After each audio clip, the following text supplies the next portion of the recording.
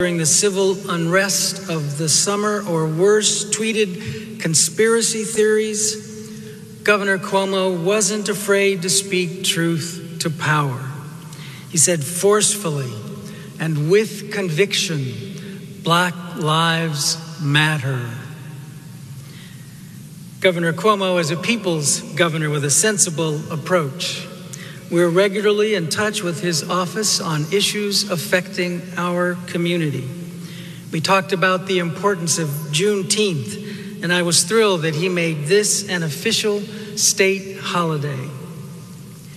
Many of us have tuned in to watch his COVID briefings over the last 260 days, but who's counting? He showed the nation what true leadership looks like by delivering the facts, but also in advocating for compassion, equality, and unity.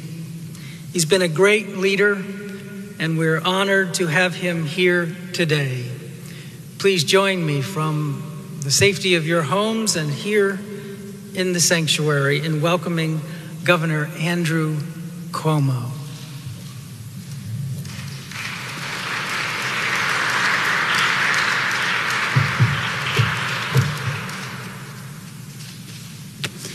Well, thank you very much. It's truly my pleasure and honor to be here. And first, to the Reverend Michael Livingston in Riverside Church. This church is such a great part of history, but it is not resting on its laurels. It is shaping a better future for all of us. And Reverend, we are all grateful for your leadership, and we thank you for what you're doing. Let's give the Reverend a round of applause.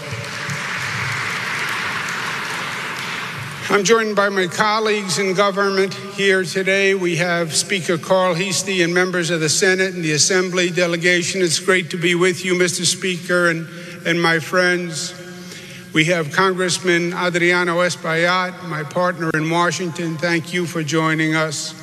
We have the godfather of the federal government here with us today. We all learned at his knees, the great Congressman Charles Rangel. Thank you very much for being with us, Congressman. We also have the President and the CEO of the National Urban League. Once a mayor, always a mayor, Mark Morial. Pleasure to be with you. We have our great Hazel Dukes, my second mother, the President of the NAACP. Let's give her a round of applause.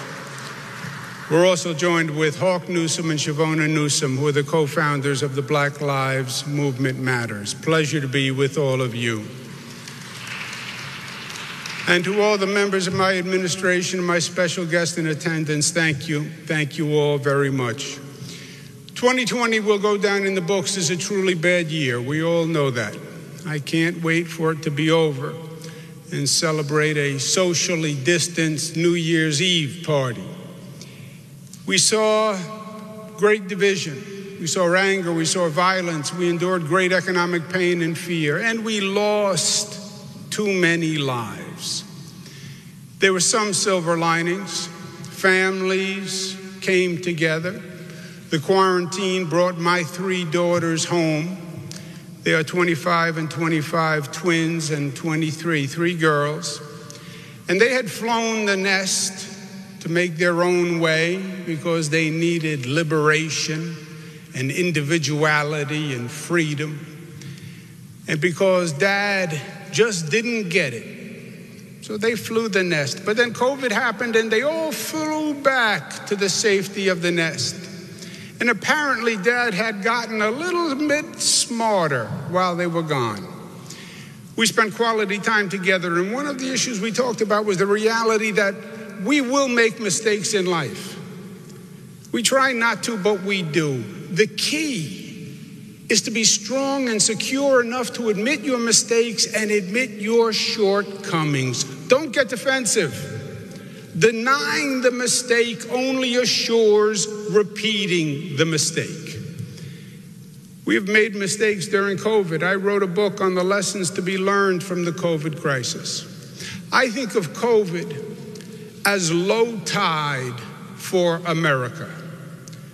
Do you know how when you stand on the beach and you look out at the water and the tide is high and all you see is the surface of the water and the waves and everything looks nice and beautiful? But you stand at the same point at low tide when the water goes out and the sea bottom is revealed and you see rocks and you see debris and you see the ugliness that the water was covering. COVID was low tide in America, and it showed us the ugliness and flaws deep down in our society. And if we are smart and if we are secure, we must now acknowledge the ugliness and correct it as we go forward. COVID low tide showed the lack of trust in the federal government. We have a vaccine on the way, truly great news. But polls say 50% of the American people say they would not take the vaccine if it were available today because they don't trust the way this federal government has politicized the process. So New York and other states, 7 in total, will simultaneously review the vaccine approval with independent medical experts so people know it's safe. Undocumented people distrust the federal government and believe they may use the vaccine process to identify them for deportation. New York must make sure that doesn't happen. We must restore trust in government because a vaccine will only work if people trust the government enough to take it, and that has to be our mission here in the state of New York.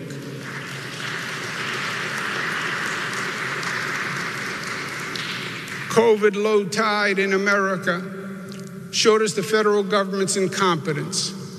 We needed to test people for COVID. Remember, COVID tests. But we didn't have enough nasal swabs. Nurses and doctors battled brilliantly in emergency rooms, but we didn't have enough masks and gowns. Now we have to vaccinate 330 million Americans. This is a massive operation, and by far the most challenging to date. For scale, just think about this. Over the past 8 months in this nation, with everyone doing COVID tests, hospitals, doctors' offices, government, we've done 120 million COVID tests. How long will it take us to administer 330 million vaccines? The federal government must learn from its mistakes and dedicate the resources and supplies to get the job done right this time. Rhetoric only goes so far. We don't want to hear anymore. We want actions because it is results that matter at the end of the day.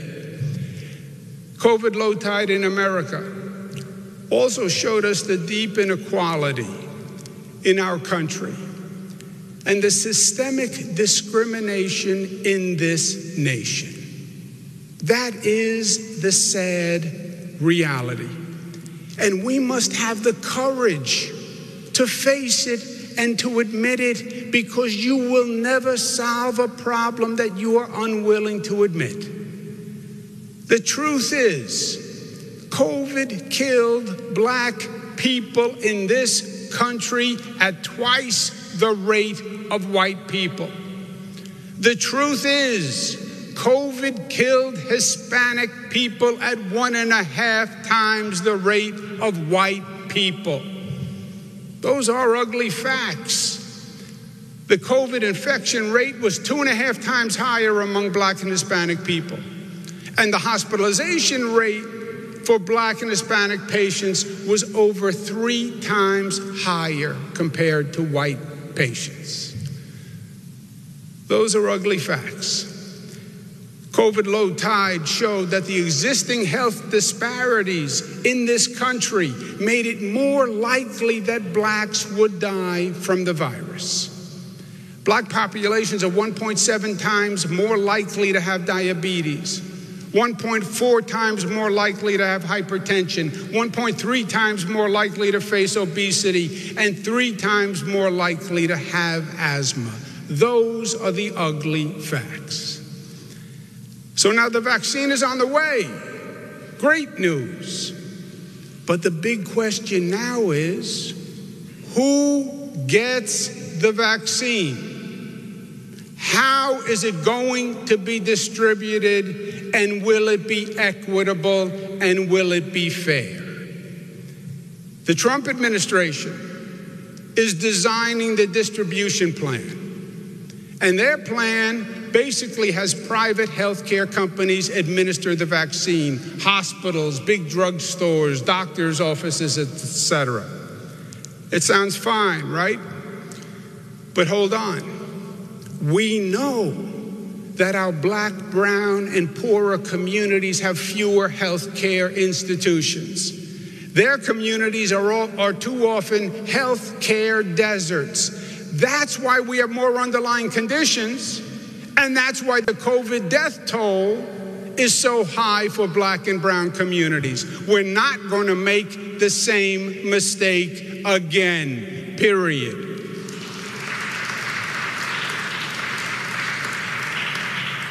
Majority black zip codes are 67% more likely to face a shortage of primary care doctors. The president talks about CVS and Walgreens and national chains. Sure, but they are mainly located in rich communities, not in poor communities.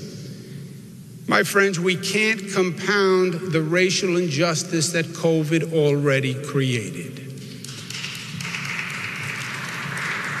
And let me be clear, the black and brown communities that were first on the list of who died cannot be last on the list of who receives the vaccine, period. We cannot and we will not let that happen. The Reverend Dr. King, who spoke in this magnificent church, said of all the forms of inequality, injustice in health is the most shocking and the most inhumane because it often results in physical death. COVID proved Dr. King right. We need to make special efforts for the vaccine to reach the underserved black, brown, and poor communities. The private market alone will not do it. We need to enlist community groups to distribute the vaccine in their community. We need faith-based groups that the community trusts to distribute the vaccine. We need medical teams and outreach teams going into public housing projects and low-income communities. New York State will mobilize an army to vaccinate all New Yorkers fairly, equitably. No state will do it better. Speaker Carl Heastie is here. The Assembly is here. The Senate is here. We've discussed it. We will do a better job than any state in the nation. That is our promise. But we need the federal resources to do it. New York State already has a $15 billion deficit. The federal government has been starving state and local governments, and they know it. Their own federal government, CDC, says it will cost $6.6 billion to do a fair distribution program. They've only provided $140 million. All this federal government does is point fingers. It's about time they look in the mirror. Don't tell us it's a state's responsibility without giving the state the resources to do the job. You fool no one. We call that in New York passing the buck without passing the bucks, and you're not going to get away with it anymore.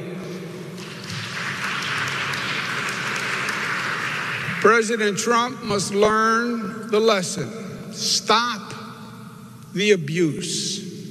Stop the division. Stop the anger. Stop the hatred. Stop the narcissism. And spend your last months actually trying to help people and repairing the damage you have done. Who gets the vaccine and who doesn't get the vaccine is not just a question of morality and principle. It's a legal question. I've tried to work with the Trump administration and argue morality and principle for 4 years. You're better off trying to argue with a rock. But it's not just about morality. I hope the Trump administration opens their eyes, but I'm dubious. I'm not going to allow New Yorkers to be bullied or to be abused. I'm not going to allow the injustice to continue.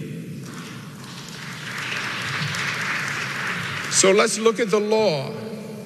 There can be no more fundamental right in this moment than access to the vaccine.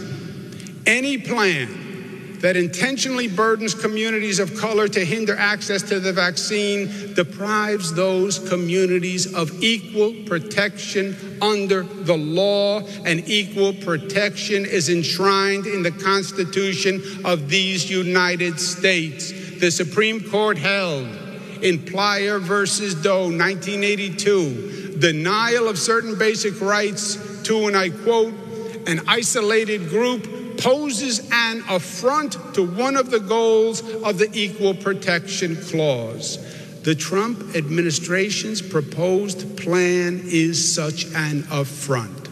I tell you today, if the Trump administration does not change this plan and does not provide an equitable vaccine process, we will enforce our legal rights. We will bring legal action to protect New Yorkers. The state of New York will join with the Urban League and Mark Morial and Arva Rice and the NAACP, Hazel Dukes and Derek Johnson, and we will fight to make sure every life is protected equally, because enough people have died and enough injustice has been done during COVID. It stops now.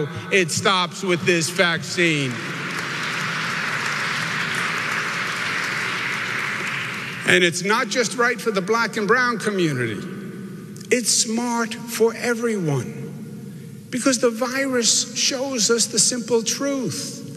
Unless everyone is protected, no one is protected. COVID doesn't discriminate. Neither should we. As Dr. King said, we are caught in an inescapable network of mutuality tied in a single garment of destiny. Whatever affects one directly affects all indirectly. COVID was low tide, and we saw our ugliness. The truth is, COVID is not the only virus attacking us. We are being attacked by other viruses. COVID weakened our immune system. And when your immune system is weakened, then you get attacked by other viruses. And that's what happened to America. We're being attacked by multiple viruses at the same time. And we must fight them all. Because racism is a virus, and sexism is a virus, and discrimination is a virus, and injustice is a virus, and division is a virus, and distrust is a virus, and abuse of power is a virus, and hatred is a virus. And our America is better than this. Our America is strong enough to admit her mistakes and to grow from them. Our America is not a low-tide America. Our America is a high-tide America. Our America rises up and confronts that which diminishes our belief in our America's potential and promise. Remember Langston Hughes.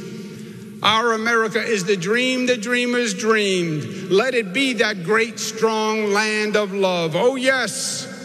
I say it plain, America never was America to me, and yet I swear this oath, America will be, and New York will lead the way. Thank you, and God bless you. Thank you.